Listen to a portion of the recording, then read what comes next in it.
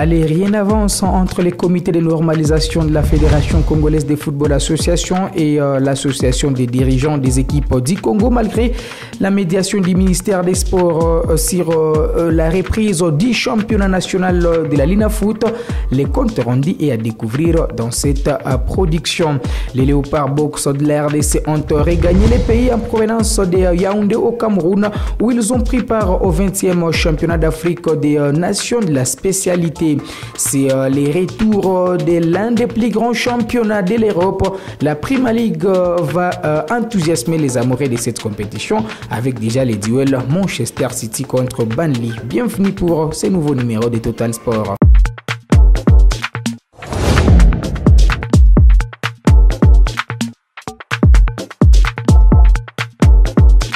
Kivu Morning Post TV va rester la référence du sport au pays. La preuve. Hey, salut les amis, moi je suis Jimmy Mwindo, cycliste international.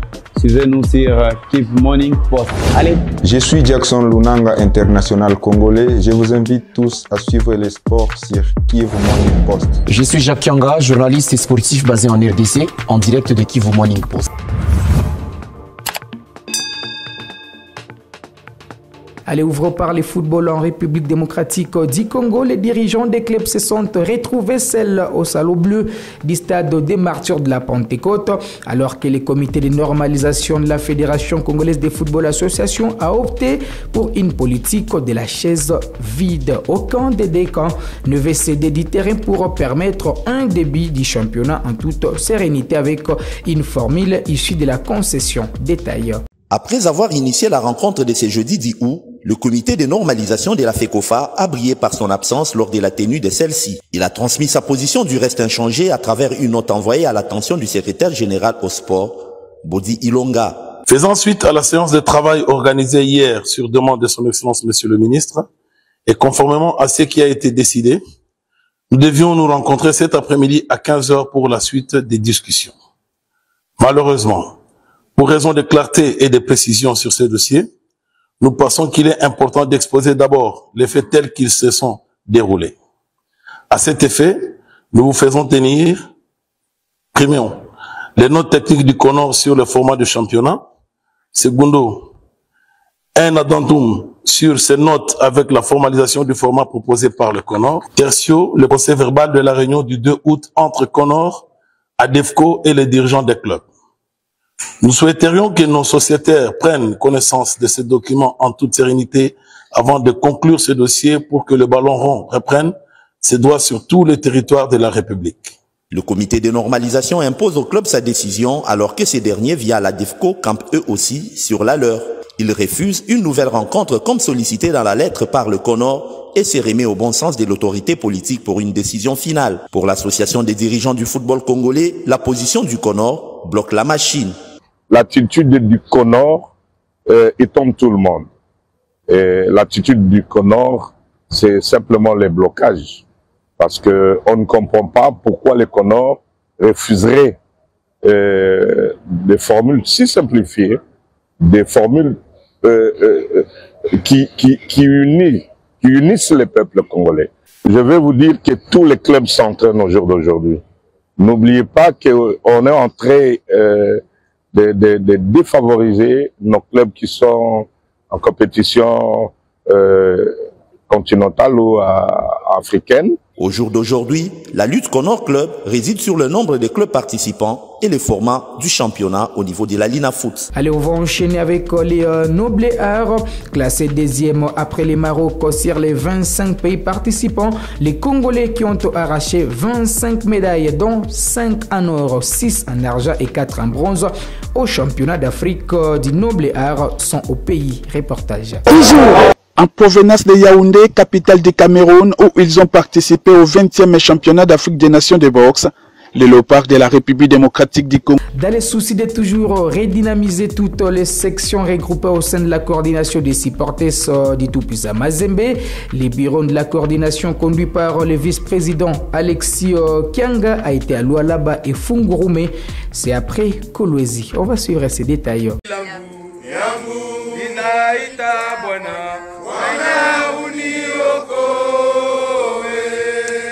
Après le périple colossien, la délégation du bureau de la coordination des supporters DTP Mazembe, conduit ici par Alexis Kiansa Moukana, sous l'empêchement du président de la coordination Mario Kawel.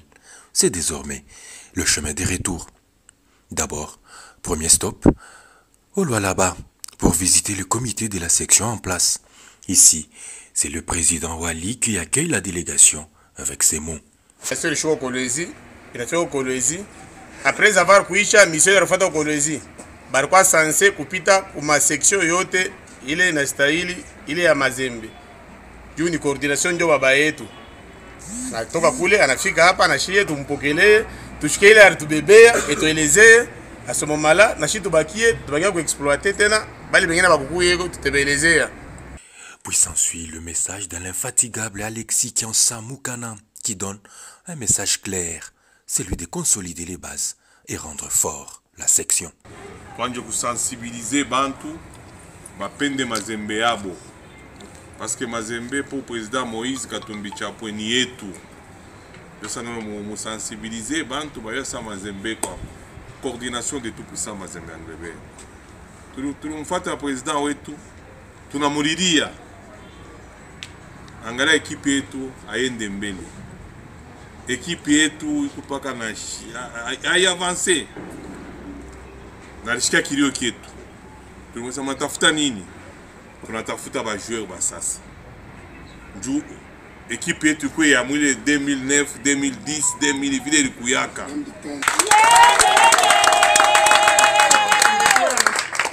Fin manifestation et reprise de la route. Deuxième stop, Fungurume.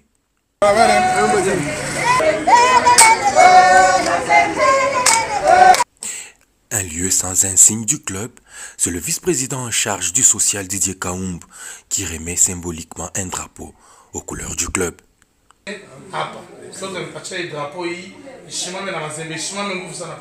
Merci beaucoup.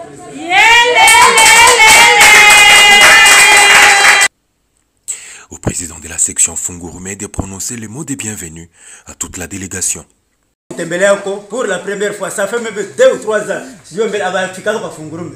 Il y a une délégation en coordination de Fungurume. En tout cas, tout le monde a fait un bonjour à la Kouya, tu dois aller à la Tuletea, tu m'as dit que tu as comme Nini. En tout cas, carrément ça, la délégation. Ici, le même message de redynamisation et d'amour au club et son président Moïse Katumbi est prononcé par Alexis Kiansa. Le message Moya, il est président Moïse à l'Etopatia. Il y a pour sensibiliser ma section. Ma section, il y a kushuka, il y a kudimilia kwa bantu mbili, bantu 5, chipende vile. Mazembe kuna dimension moya mondiale. Na bantu bakuye ba mingi baonesha Mazembe ni yabo. Hapana bantu kwa kiloko asema wao Mazembe kwa ya bantu wengine na Mazembe ni ya shibote parce que président Moïse anasemaka Mazembe ni yetu wa supporter. Parlons maintenant football en province du Nord Kivu. La guerre du M23 a impacté sur les parcours du football club Coopérama du territoire des Massissi la saison dernière. L'équipe des Massissi n'a pas atteint la phase finale du championnat provincial de football du Nord Kivu pour la première fois depuis sa création à cause de cette situation d'insécurité. Le président sportif Robert Seninga s'explique au terme de son assemblée générale ordinaire tenue ce jeudi. Merci beaucoup. L'FC Coopérama a tenu son assemblée générale ordinaire en date du 10 août 2023 et c'est conformément à prescrire de la loi qui régit le football dans la République du Congo. Comme vous le savez, la province traverse des moments très difficiles, des moments de guerre, ce qui n'a pas permis que l'FC Coopérama mène des activités en bon port. Nous avons fait jouer nos joueurs au niveau du mouvement sportif. Nous avons remporté. Nous sommes passés au niveau du play-off. Au niveau du play-off, comme vous le savez, il y avait crépitement de balles.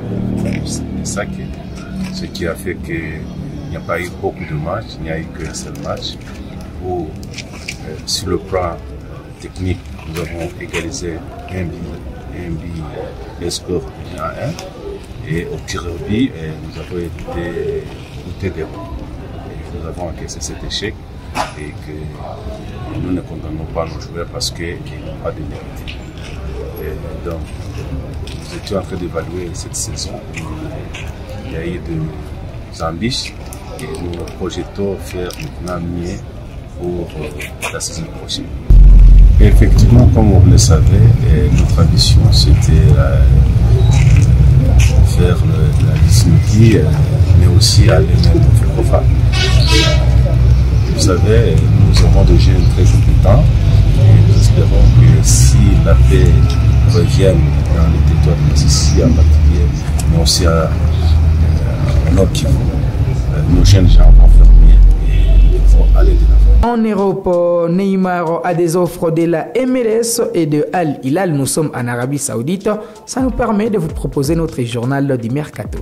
Le flash foot du jour, le départ de Neymar du PSG devient une réelle possibilité et une offre colossale serait dans les tuyaux pour régler son transfert. Son père a déclaré hier qu'il n'avait pas demandé à quitter le PSG, mais cela n'empêche pas des clubs d'avancer leur pion pour lui. Selon les informations de Relevo, c'est une proposition colossale de 200 millions d'euros qui comprend le montant du transfert et le salaire offert aux Brésiliens, et c'est ce qu'envisage de donner Al Hilal qui convoite également Marco Verratti. Alors que la radio France Bleu a évoqué le dossier en assurant qu'aucune proposition concrète n'était sur la table pour le moment, le média espagnol promet que celle-ci ne va pas tarder. Au Barça, on le sait, Bernardo Silva a un faible pour le club. L'ancien joueur de l'AS Monaco attend une offre espagnole depuis plusieurs semaines, en vain jusqu'ici. Du coup, il commence sérieusement à s'impatienter.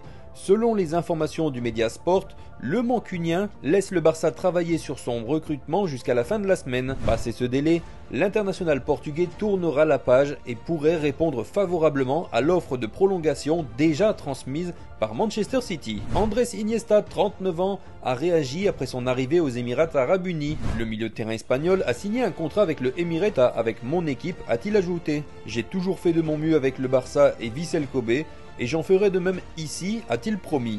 Au Bayern Munich, Harry Kane est la priorité absolue du club cet été.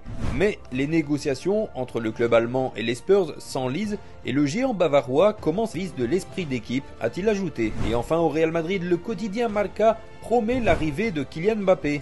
En effet, le média espagnol indique ces dernières heures que le club merengue prépare déjà la possible arrivée du champion du monde 2018. Marca précise que le service de communication du Real Madrid a prévu une vidéo et des éléments graphiques ainsi que des photos sur sa présentation. Si rien ne dit que l'accord entre Mbappé, le PSG et Madrid est imminent, toutes les parties font comme si le transfert allait finir par se faire. Affaire à suivre. Toujours en Europe, la Prima Liga est de retour, comme je le disais dans les titres. L'un des plus grands championnats d'Europe propose déjà un seul match pour la reprise. C'est vendredi de la soirée à partir de 21h. La formation de Manchester City va en découdre contre l'équipe de Burnley. Et puis les dimanches, on aura déjà un grand duel de cette compétition. Chelsea va affronter l'équipe de Liverpool. Et puis Burnley du Congolais Yohan Wissa va recevoir la formation de Tottenham. Voilà qui met un terme à cette production de Total Sport sur Kivu Morning Post TV. On se fixe rendez-vous très prochainement avec ce même plaisir.